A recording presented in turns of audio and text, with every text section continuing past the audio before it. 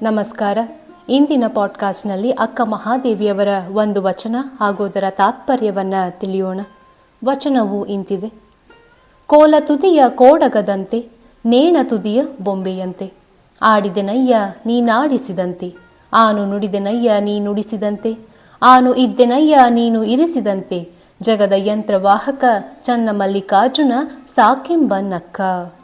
ಇಲ್ಲಿ ಕೋಡಗ ಅಂದರೆ ಮಂಗ.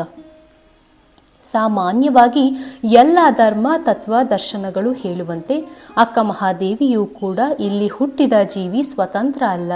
ಅದನ್ನು ಆಡಿಸುವ ಕುಣಿಸುವ ಜಗನ್ನಿಯಾಮಕ ಬೇರೆಯೇ ಇದ್ದಾನೆ ಎಂಬುದನ್ನು ಒತ್ತಿ ಒತ್ತಿ ಹೇಳಿದ್ದಾರೆ. ಮರ್ತ್ಯದಲ್ಲಿ ಹುಟ್ಟಿದಂತಹ ಆಸ್ತಿಕರೆಲ್ಲರ ನಂಬಿಕೆ ಕೂಡ ಇದುವೇ ಆಗಿರುತ್ತೆ. ಜನಪದ ಪ್ರದರ್ಶನ ಕಲೆಗಳಲ್ಲಿ ಕೋತಿಯಾಟ, ಸೂತ್ರದ ಬೊಂಬೆಯಾಟಗಳು ಸೇರಿಕೊಳ್ಳುತ್ತವೆ.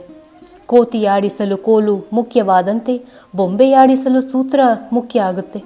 ಆಡಿಸುವವನ ಇಚ್ಛೆಯಂತೆ ಈ ಪ್ರಾಣಿಗಳೆರಡೂ ಕೂಡ ಅಭಿನಯಿಸಬೇಕಾಗುತ್ತೆ.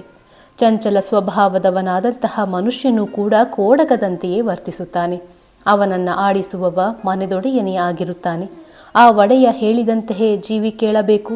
ಅವನಾಡಿಸಿದಂತೆಯೇ ಆಡಬೇಕು, ನಡೆಸಿದಂತೆ ನಡೆಯಬೇಕು, ನುಡಿಸಿದಂತೆ ನುಡಿಯಬೇಕು. ಅವನು ಸ್ವತಂತ್ರನಲ್ಲ ಎಂಬುದು ವಿಶೇಷ. ಅಕ್ಕನವರು ಕೂಡ ತನ್ನ ಯಾವುದೇ ನಿರ್ಣಯಕ್ಕೆ ಚನ್ನಮಲ್ಲಿಕಾರ್ಜುನನೇ ಕಾರಣ ಎಂದು ಹೇಳುತ್ತಿದ್ದಾರೆ. ಜಗದ ಯಂತ್ರವಾಹಕನಾದಂತಹ ಆತ ಅವನಾಡಿಸಿದಂತೆ ಆಡುವುದು ನನ್ನ ಕರ್ತವ್ಯ ಎಂಬಂತಹ ವಿಧೇಯತೆಯನ್ನು ತೋರುತ್ತಿದ್ದಾರೆ.